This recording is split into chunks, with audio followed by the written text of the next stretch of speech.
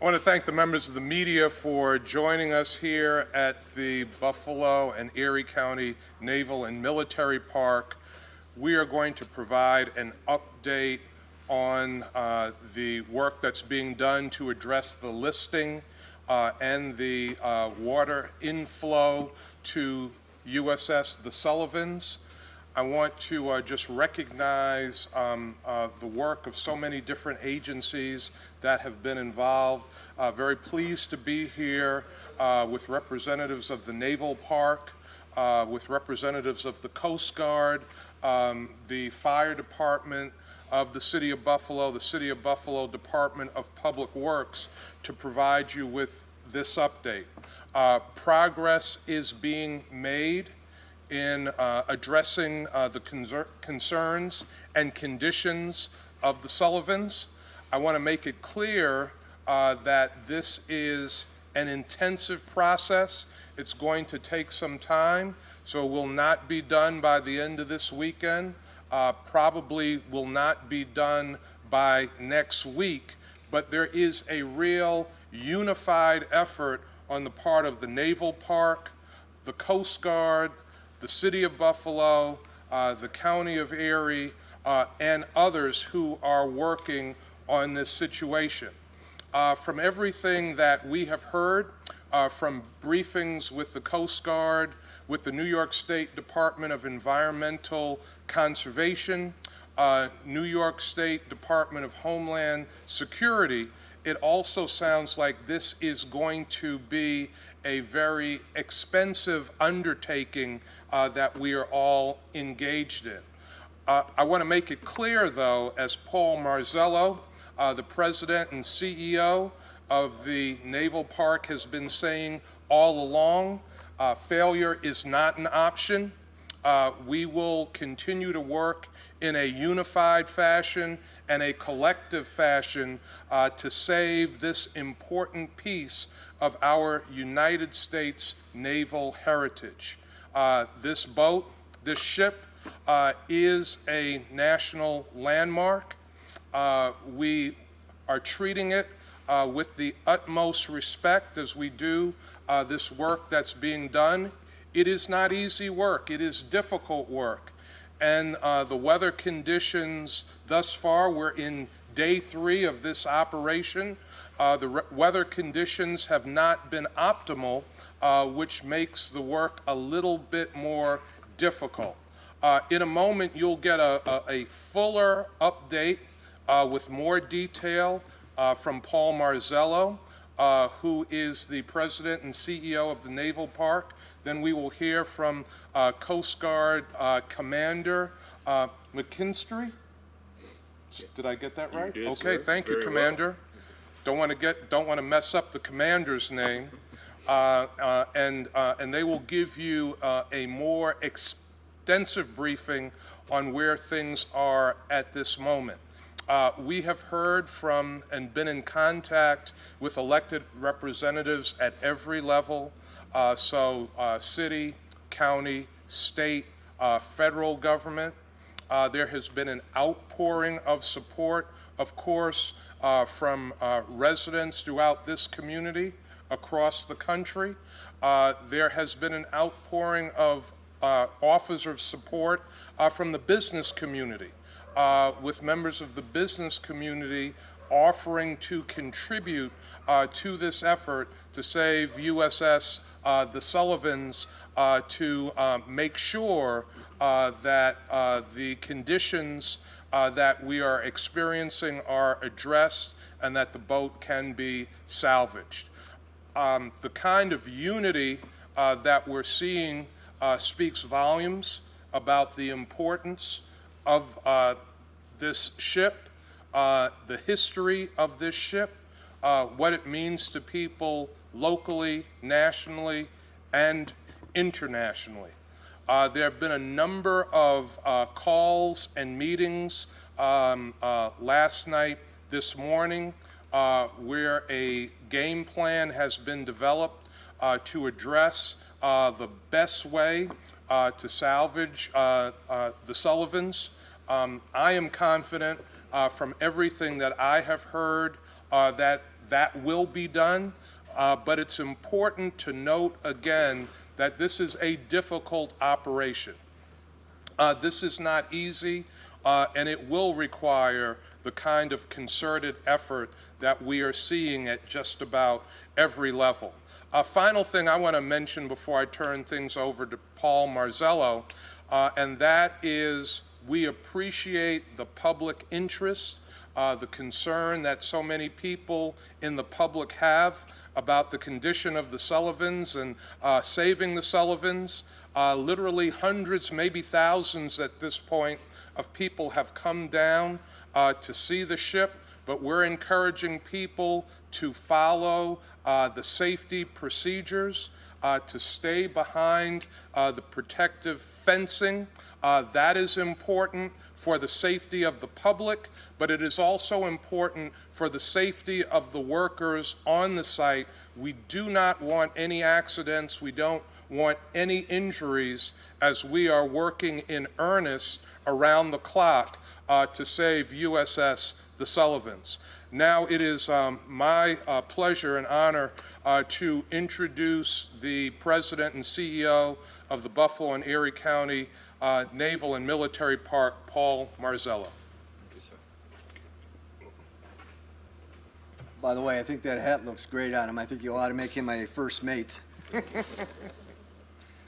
So forgive me, I had to jot down a few notes because of the complexity of the content that we're getting into.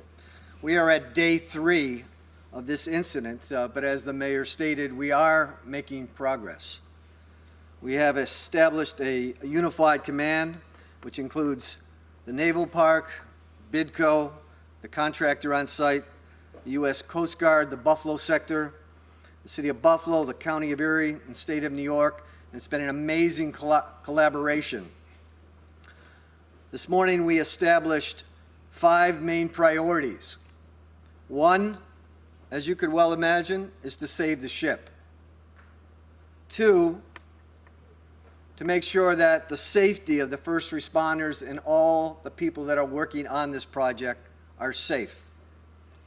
3 is to make sure that we remove all the contaminants that may be still in the ship. 4 is to stabilize the incident, namely the ship. And 5, we want to be as transparent with the community as possible in releasing any information as we go forward. We have been and we will continue to meet at 0700, 7 a.m. every morning for an ops briefing. We review the daily task and have a safety briefing. We have been and we will continue to meet at 1200 noon in a command and general staff meeting to report any situational updates and review internal and external operations. We have been and we will continue to meet at 1600, 4 p.m. to debrief and share updates. We will be adding 2 more members to this team. Starting Monday, a large international commercial marine salvage company, and 2, a Navy architect. As the mayor stated, this is a very complicated process, and we are making sure we get an expert team involved to make sure we do it right. Let me remind everyone that this team is a collection of immense talent and commitment. And I am personally thankful for the site commander, McKinstry, for his input and his advice and his guidance. I want to make sure that we understand that the USS the Sullivans is a National Historic Landmark and that she is a gift to Buffalo, New York. And she represents the courage and the honor and the commitment of not only the 5 Sullivan boys who that ship is named after, but the thousands of veterans that have served this country. I want to restate our sincere gratitude on the part of the veteran community, our board, our staff, our docents, for the thousands of letters and emails the texts, the social media posts, everything that's coming across seems to be of incredible support. I also had a conversation with Kelly Sullivan, the granddaughter of one of the Sullivan boys, who was very concerned. Her call came from Waterloo, Iowa. She wanted to share her love and her support for whatever's going on here to make sure that that ship lives for another day and that we can share her with generations to come, because we have several things to learn from her and to share with our youngsters. And we hope we have that day, and we hope we have many more days ahead. So I want to thank you, and I also want to make sure that the mantra that we have used every morning and in every session is that failure is not an option. Thank you. The Coast Guard has been providing tremendous technical assistance. At this time, I want to introduce Commander McKinstry from the Coast Guard. Thank you, Mr. Mayor. Good afternoon. So, as has been stated, we do see and we feel the impact. What we're seeing today with the USS the Sullivans, it impacts us because we're part of this community. This is something that we want to address, and we want to make sure that we address it in a way that gives honor to those that have served before us, those that came before us, and those that have sacrificed so much for our great nation. With that being said, this is a unified front. You see the myriad of folks that stand up here with me today. All of us have been here from the beginning of this, and we will be here at the end of this. So, as has been noted and stated multiple times, failure is not an option. We are here to save the Sullivans, and we are here to do this in a unified and joint fashion. With that, sir, I will hand it back to you. We will now open up for questions that media has for any of us. Mayor or Paul, you know, when you stand at the stern of the ship and, you know, from where it was the other day, you know, you just see dock, you know, you're not seeing Sullivans anymore. Has it gotten worse, or is that water level related? We have taken a slightly different measure as of today. We are doing our briefing this morning kind of explained what we're trying to do, in the sense that we're pumping any contaminants out of the ship. Before, we were just pumping water with the contaminants, and now we are being very cautious in our efforts. We want to make sure that whatever is coming out of that ship is being treated appropriately, so that we have scaled back that pumping. And with any of those details, I'm going to make sure that the commander has an opportunity to respond to it, because he is coordinating that effort. Commander, can I also ask you to first name and spell your last name and come to the podium? Absolutely. So I am Commander Bill McKinstry. My last name is McKinstry. So if I heard the question correctly, is that has the water level changed, or is the aperture of the boat changed due to the fact that you can only see certain aspects of the stern of the vessel?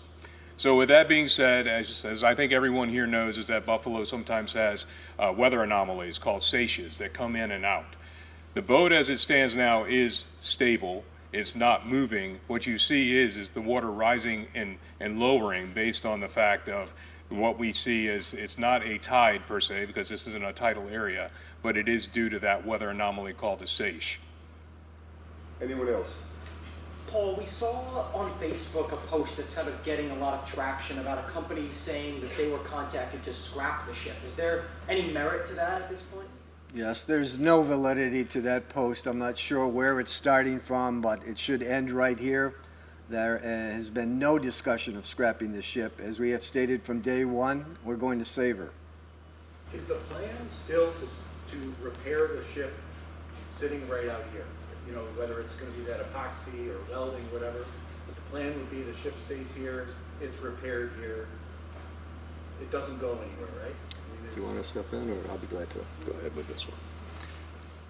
So the plan has been, since last year when we hired Bidco, is to repair the ship while she is in our port.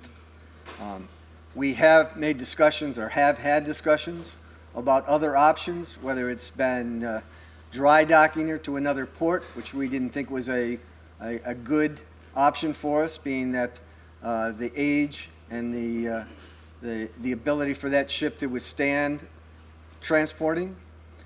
We've looked at options for dry docking. We have looked for options of putting floatable cradles. All of those options will be discussed at a later point. Our immediate concern right now is to make sure that we upright her. Paul, you spoke about the large commercial salvage operator coming in on Monday. Are they bringing in equipment, or are they just bringing in logistical support, operational support? Initially, they'll be in a consulting role. If it seems that it's going to be necessary, they'll follow up with whatever equipment or manpower that's needed to help us get the job done. The Navy architect, what type of support will they offer? The Navy, I'm sorry? The Navy architect that's coming in on Monday, what type of support? The Navy architect was, I should let the commander speak on this one. He knows better than I. So to answer that question, the Navy architect is coming in to, advise us on the characteristics of the vessel as it's stated right now. There are a lot of unknowns given the fact that it has taken on such a great quantity of water. We want to make sure that we address those, but we want to make sure we've got the expertise in the room to be able to give us the best informed decision possible going forward with any type of operation. Just for clarification, Commander, you said before you all were just pumping out water and contaminants, but now you're pumping out just contaminants? So at this point, to make it a more efficient operation, we want to make sure that we get the contaminants off of the vessel, and then we can start to address the water side of it, because there also will be some contaminants that may be within that water as well. Okay. What are those contaminants? So from what we understand, the contaminants that are on board the vessel are legacy number 2 fuel oil, which is diesel, and there are also going to be some hydraulics and lube oil as well that would have been present during the operation of the ship. Are these contaminants expected to damage the ecology or Lake Erie as a whole? So that is what we're trying to prevent and avoid. Right now, as it stands now, we are out there protecting that environment. We're putting out all the equipment needed to ensure that we, collect the whatever it does, get into the water. We're trying to collect it and doing the best we can with that. But right now, we're trying to get it from the ship before it ever hits the environment. There's activity on the starboard deck out there right now. There are workers. I don't know if they're divers or what. Can you explain what they're doing and then also kind of update us on what the situation is with the diving aspect of this? Okay, so 2 questions there. So the first is that they are divers that are part of BIDCO that are currently skimming inside of the tank. When I mean that, I'm trying to make it not technical, but basically pulling the product out of the vessel and bringing it onto the shore into a tank, if you will, to be disposed of. So at this point, there have been 2,525 gallons of product that have been pulled off of the vessel, and it continues. That process is still continuing. Now, as far as the diving aspect of it, that's going to have to wait until we actually have more clarification from the naval architect when they come in and tell us about the stability of the vessel, to make sure it's safe to do that. We want to make sure that, bottom line is, the safety is paramount with this. We want to make sure that we are hitting all of those measures before we put anyone into a situation where it might get unsafe. Anyone else? One final thing on the diesel. Why is there diesel on board? What's it used for? Well, and when it was in operation, that diesel was used to operate the vessel. Now, why it's still there after all this time, I cannot speculate on that. Paul, can you speak to that? Back in 1977, when the ship came in, the Navy doesn't always bring it in as clean as we would like it to be. I mean, we accepted the responsibilities when we took ownership of the ship. However, as things progress, we want to make sure that we have it as clean and environmentally safe as possible. You'll notice the absorbent ribbon around the vessel today, which was another act on our part to make sure that if there is any incidental contaminants that have already hit the water, that they're contained. And you'll see more of that as we progress. Susan? Is there interior damage to the hull? Are there artifacts that have been damaged or lost from being submerged? submerged for 3 days? Unfortunately, we can only guess as to what has been damaged on the inside. We do know that there were some paper artifacts and photographs in areas that we suspect that there is water now. So sadly, we think that we may have lost some of those. We don't know for sure. I think I reported yesterday that we had the Smithsonian contact us and lended us any kind of support that we may need to restore any of those architects or share some of their collection with us if need be. But that is a concern, and we'll find out more once we're able to get inside the ship. So we know that there's a hole. Do we know yet what caused that damage? First of all, we don't know that there's a hole yet. Okay. We don't know the cause, and we won't know the cause until we get divers in the water. Okay. So how is the water, if there's not so you don't know how the ship is taken on water? So it's not necessarily, you can't jump to there's a hole, which is why the ship is taken on Right. water. I mean, the idea that there is water coming in obviously means that the hull has been penetrated in some form. How, whether it's a small hole, a large hole, a seam rip, we just don't know. And I think we're not going to find out until things clear up a little bit and we get some divers in the water. One final question. Besides the donations that are already being accepted, will there be any kind of fundraising or anything in the future? We've always had our website up for savethesullivans.org. We have known that there has been hundreds of people across the country that have reached out to us to know or express their interest. That's one way if you care to. We're not going to promote this at this time because we're busy doing the work, but that is an avenue if you care to help us out, and I appreciate that. Just really quickly, can you quantify how much money has been generated in the last 3 days through fundraising? I cannot. Sorry. Mayor, quick wrap up. I will say on that question, Franco, everyone is hearing from different entities that want to provide financial support. So the Naval Park has heard from many different people, organizations, companies that want to provide financial support. The city as well has heard from individuals. We've heard from companies. We've heard from elected officials that want to provide financial support. We believe, I believe certainly from the briefings that we have received, that this is going to be expensive. And as Paul said, as the mantra is for all of us, failure is not an option. We will save USS the Sullivans. We will salvage the ship. And we will maintain this important history that we are blessed to have here in the city of Buffalo. Now, as we wrap up, I just want to reiterate, I want to restate the concerns about public safety.